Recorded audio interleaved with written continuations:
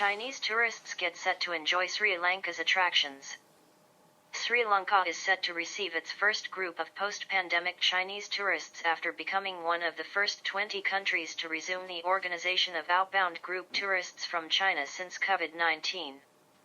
Their flight will depart from the Shanghai Pudong International Airport on March 3. We are expecting Chinese tourists to come back soon, but their particular interest has been to countries closer to China, Anura Fernando, the Consul General of Sri Lanka in Shanghai, said during an interview with China Daily about the country's eagerness to receive more tourists from China. As soon as the Chinese Ministry of Culture and Tourism announced the decision to allow travel agencies to resume booking groups to travel to 20 countries and regions on February 6, the Sri Lanka Consul General began to work closely with travel agencies and other partners to reopen direct flights between Shanghai and Colombo, its capital city. With its tropical climate, as well as rich and diverse cultural heritage, Sri Lanka has been a popular destination for holidaymakers from around the world. In 2018, the country received a record number of 280,000 tourists from China. Since most Chinese haven't traveled out of the country for 3 years, they are looking at closer destinations, he says, adding, "But I think Sri Lanka should be attractive to most Chinese tourists."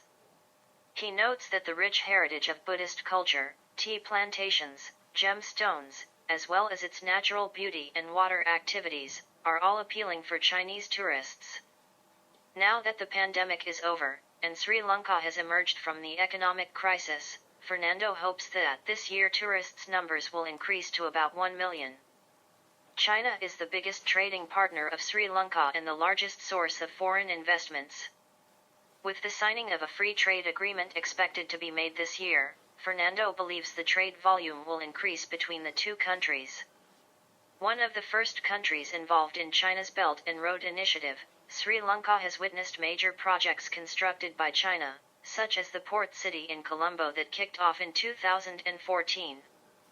The construction process was slowed down because of the pandemic, and now that the Chinese workers are returning, he says the construction has restarted, with a new international financial center expected to be completed in the coming 2 years when it will start functioning. Sri Lanka has a large Chinese community, so Chinese tourists are very much at home, with Chinese restaurants and Chinese-speaking tour guides. "We have a lot of cultural bonding," Fernando says. "As much as we need the foreign currency, we also need more friendship with the Chinese people." From the Bandaranaque Memorial International Conference Hall in 1973, to the Lotus Tower unveiled in 2019, China has helped construct monumental structures in Sri Lanka, which are evidence of the close ties between the two countries. This year marks the 20th anniversary of sister cities' ties between Shanghai and Colombo, and the Consul General hopes more cultural, tourism and business communication could enhance the friendship between Chinese and Sri Lankan people. Electric car featuring sodium-ion battery unveiled. Chinese scientists unveiled an electric vehicle powered by a sodium-ion battery on Thursday, marking a milestone in the commercialization of the emerging technology in the EV market. The 5-seat passenger vehicle, called Huaxianzi, Flower Ferry, was showcased during the second Chinese National Conference on Na-ion batteries. It was developed by Hina Battery, a high-tech company affiliated with the Institute of Physics of the Chinese Academy of Sciences. The demonstration car's battery has a total energy capacity of 25 kilowatt-hours, and the vehicle can drive up to 250 kilometers per charge. The energy density of the car's batteries was over 140 watt-hours per kilogram. The sodium-ion battery is an emerging battery technology with substantial cost, safety, and sustainability advantages over conventional lithium-ion batteries. The current generation of sodium-ion battery packs has relatively less energy density compared to its lithium counterparts, but the gap is closing with new innovations and breakthroughs in battery design and materials science. The scarcity and cost of lithium has been a long-standing challenge in the battery industry. Companies around the world have spent years looking for an alternative, and sodium-ion battery technology has emerged as one of the most promising candidates.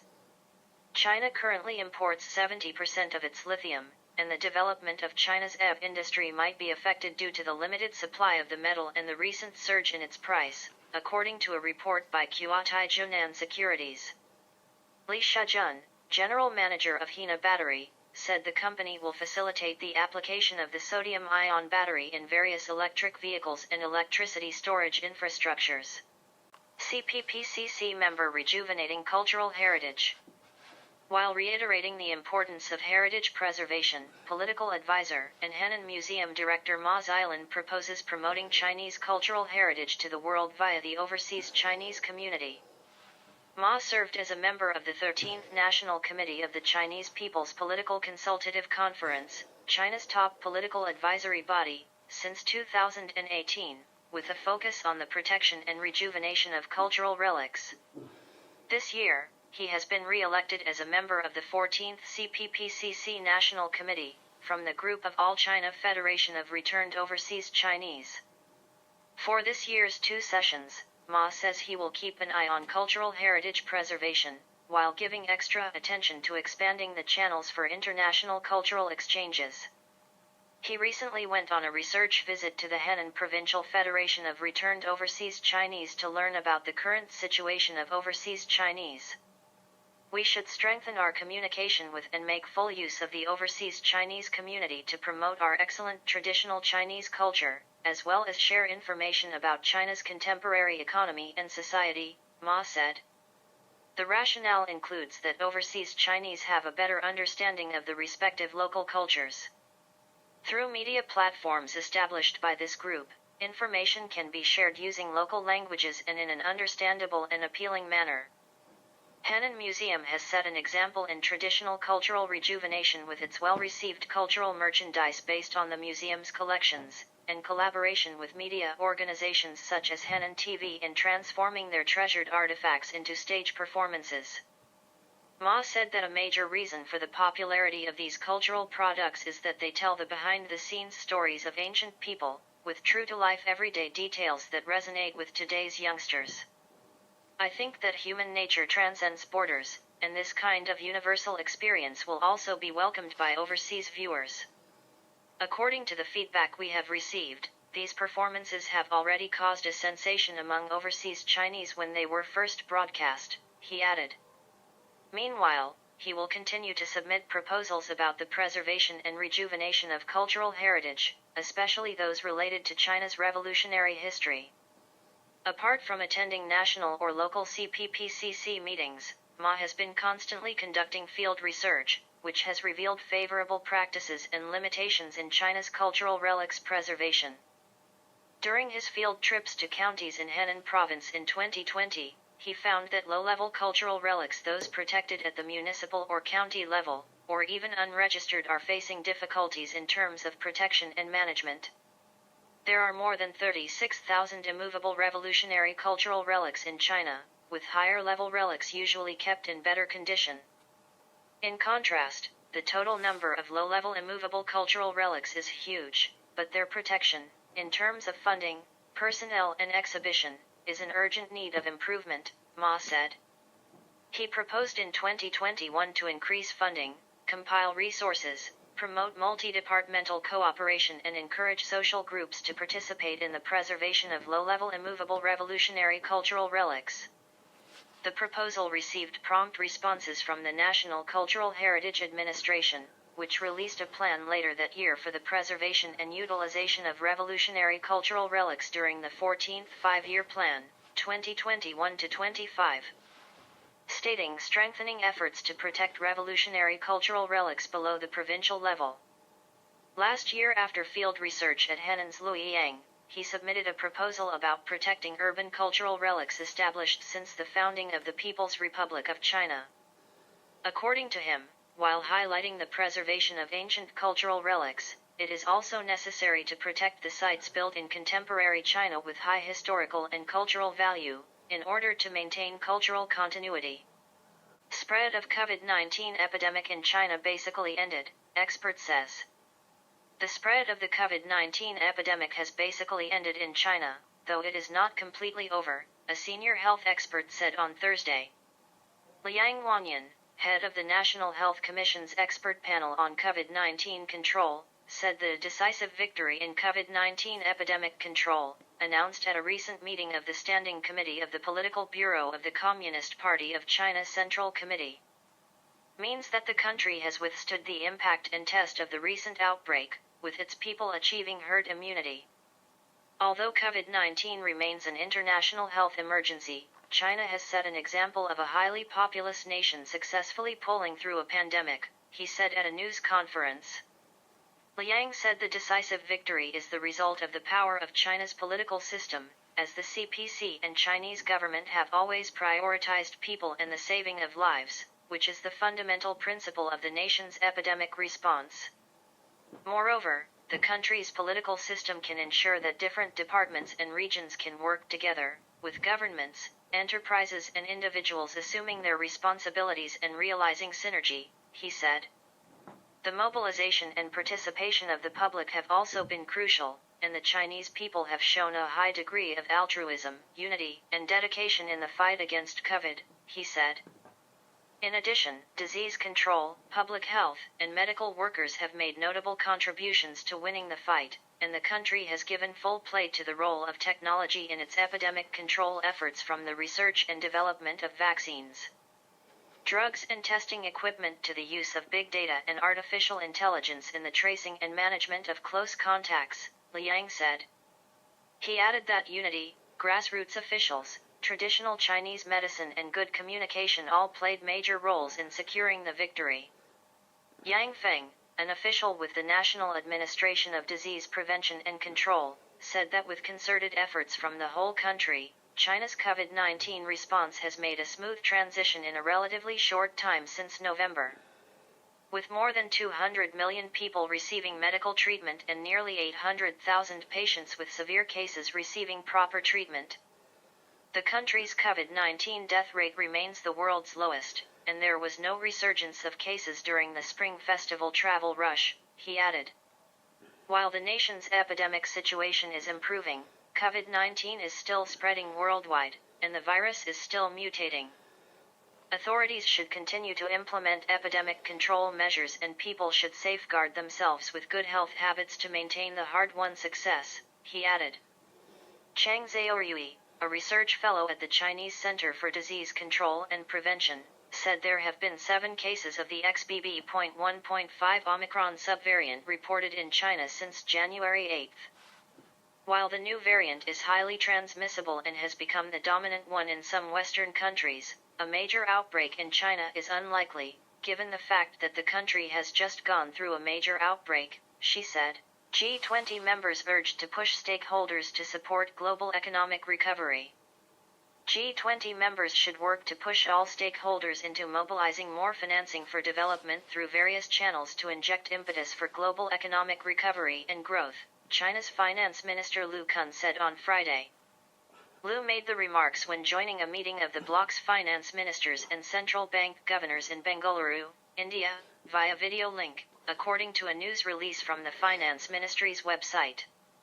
Noting that the current uneven development is the biggest challenge facing all countries, Liu said China has expanded its investment in implementing the Global Development Initiative, and has contributed to scaling up international development resources.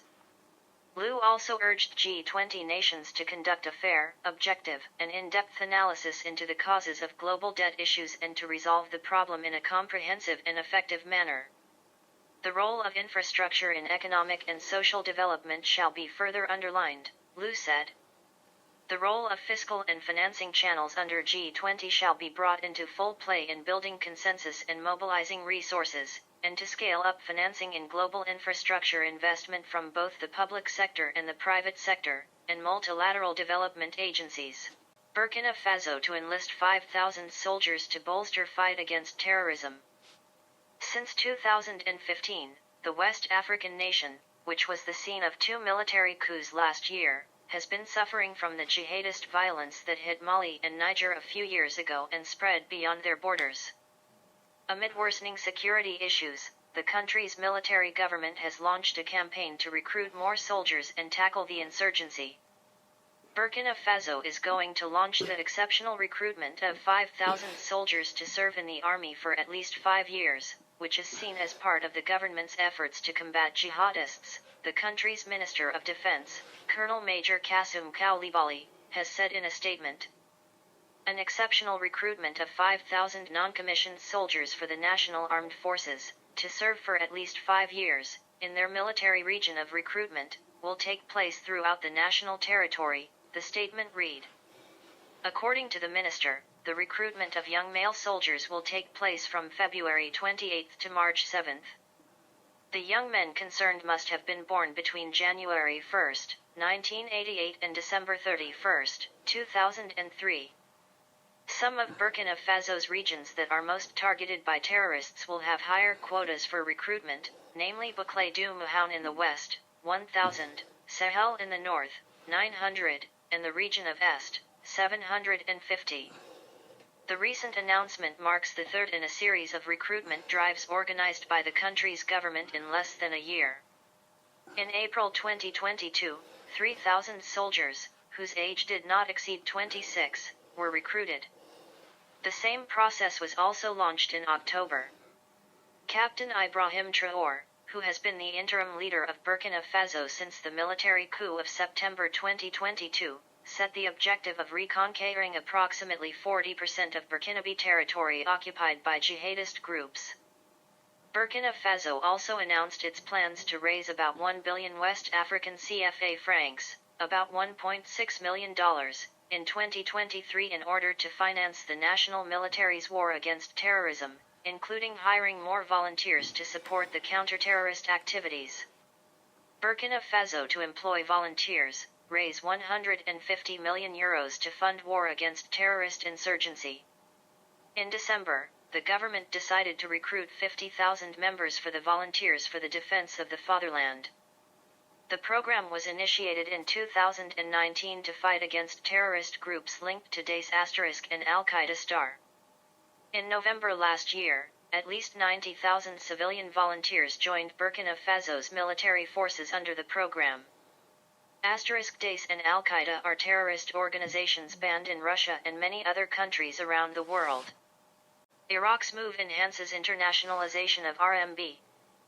Another major step forward has been made regarding the internationalization of the renminbi, also known as the yuan, after Iraq's central bank announced a plan to allow direct renminbi settlement for the first time for trade with China. The Central Bank of Iraq, or CBI, will boost the balances of Iraqi banks that have accounts with Chinese banks in yuan, the CBI said in a statement on Wednesday. Mudhir Salah, the Iraqi government's economic advisor, stressed that it will be the first time that imports from China will be financed in yuan, as Iraqi imports from China have until now been financed in US dollars only, as reported by Reuters. According to China's Ministry of Foreign Affairs, total bilateral trade between China and Iraq surged 51.7% year-on-year to exceed $24.8 billion in the first half of 2022. The Iraqi central bank's latest move addresses the country's dollar shortage, as the U.S. Federal Reserve has imposed tighter controls on greenback transactions by Iraqi commercial banks since November. The CBI can also boost local banks' cash reserves via the former's accounts with J.P. Morgan and Development Bank of Singapore, according to the statement. The latter two banks will convert dollars to yuan and pay the final beneficiary in China, Salah said. Covering private sector imports, the new measure will not include oil trade in Iraq, he added. But Luo Xiuoxian, head of intelligence and research at the Sinopec Economics and Development Research Institute, said that there have been growing discussions of using yuan settlements for oil deals between China and countries highly reliant on crude oil exports. Iraq is the second largest oil-producing member of the Organization of Petroleum Exporting Countries, with crude oil exports accounting for over 90% of the country's annual fiscal income. According to Iraq's Ministry of Oil, the country exported more than 1.2 billion barrels of crude oil in 2022, with total revenue amounting to $115 billion. Lin Boqiang, head of the China Institute for Studies in Energy Policy at Xiamen University, said the role of the UN will play a more important role than ever on the global stage, especially in global energy trade. Chances are high that OPEC will follow suit in the years to come, considering the volume of China's oil imports, he said. China imported a total of 510 million metric tons of crude oil in 2022, edging down 0.9% year-on-year, the General Administration of Customs said in mid-January. According to global financial messaging services provider Society for Worldwide Interbank Financial Telecommunication, SWIFT, the yuan has retained its position as the fifth most active currency for global payments by value in January, with a share of 1.91%. Meanwhile, the Chinese currency was the third most widely used currency for financing services included in cross-border trade in January, behind only the US dollar and euro. Its global market share in this category stood at 4.6%, while the reading was 2.15% 2 years ago. Statistics released by the Ministry of Commerce showed that about 7.92 trillion yuan, $1.15 trillion, of cross-border trade in goods was settled in renminbi in 2022, up 37.3% from a year earlier. In an announcement jointly released by the Ministry of Commerce and the People's Bank of China in early February, it was stated that cross-border trade and investment settled in yuan should be further facilitated and yuan-based commodities trade will be better supported. Why Western sanctions against Russia failed. Sanctions were meant to deliver a swift and devastating blow to the Russian economy, one that would take years to recover from. Much to the dismay of Western politicians, however, not only did Russia survive the sanctions storm, but it has the potential to emerge even stronger than before. During a speech in Poland last year, U.S. President Joe Biden boasted that sanctions had reduced the Russian ruble to ruble and confidently predicted that the Russian economy was on track to be cut in half. French Finance Minister Bruno Le Maire went even further, declaring that the West would bring about Russia's economic collapse. "We are waging total economic and financial war on Russia," he told a French broadcaster last March. "The economic and financial balance of power is totally in favor of the European Union, which is in the process of discovering its own economic power." Despite these loud promises, the Russian economy contracted by a mere 2.5% last year, a decline considerably smaller than those experienced during the 1998 financial crisis, 5.3%, and the 2008 Great Recession, 7.9%. In a report published last month, the International Monetary Fund forecast that Russian economic growth would outpace that of Germany and the United Kingdom in 2023. Nor did sanctions succeed in turning Russia into a global pariah. A recent report by the University of St. Gallen in Switzerland found that only 8.5% of European and G7 companies had divested from Russia between February and November 2022. At the same time, Russia's trade turnover with non-Western economic powers such as China, India, Turkey, and Indonesia soared.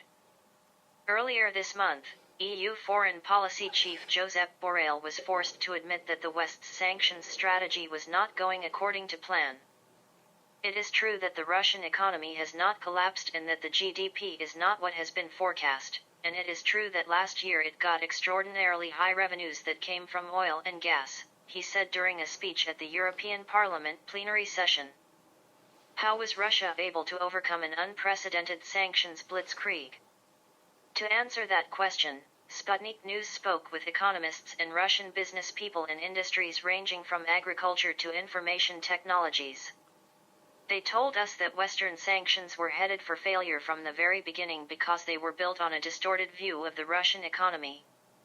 Our interlocutors emphasized that although sanctions undoubtedly created economic challenges for Russia in the short and medium term, they also presented a powerful opportunity to revive domestic industry and scientific potential, as well as establish new partnerships with Asian, Middle Eastern, Latin American, and African economies. Failed strategy. In the weeks and months following the start of Russia's special military operation in Ukraine, the US and the EU rolled out some of the expansive sanctions packages in recent memory. Western governments pressured the SWIFT global payment system into expelling several of Russia's largest banks, barred Russian ships and airplanes from entering their ports and airspace.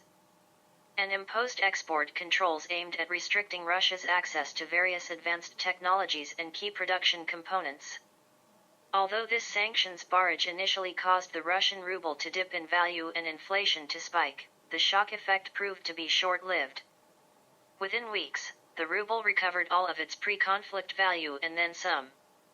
Likewise, inflation reached a peak rate of 17.8% in April 2022 and then began to steadily decline, hitting 11.8% in January 2023, a rate less than many countries in Central and Eastern Europe. Contrary to the expectations of many Western economists, Russia's unemployment rate not only did not increase, but actually hit a post-Soviet record low of 3.7% in December 2022. Despite the new financial and logistical restrictions against Russian exporters, foreign trade contacts also remain strong. Russia's current account surplus, which measures the difference between a country's trade outflows and inflows, reached a record high of $227.4 billion last year, an 86% increase from 2021. Why did such unprecedented sanctions deliver such unimpressive results?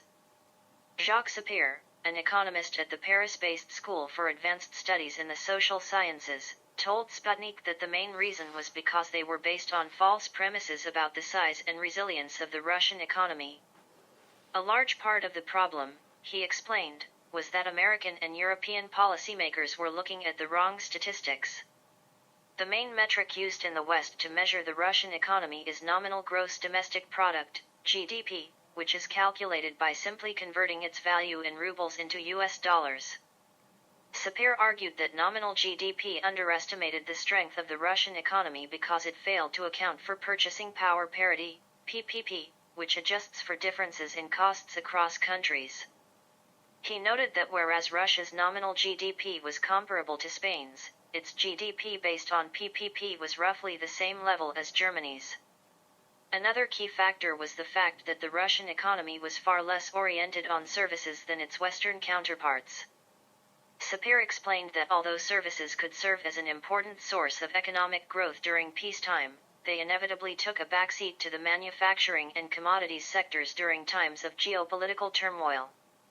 He noted that Russia still maintained a sizable industrial base and was a leading global supplier of natural gas, oil, rare earth metals, and agricultural products.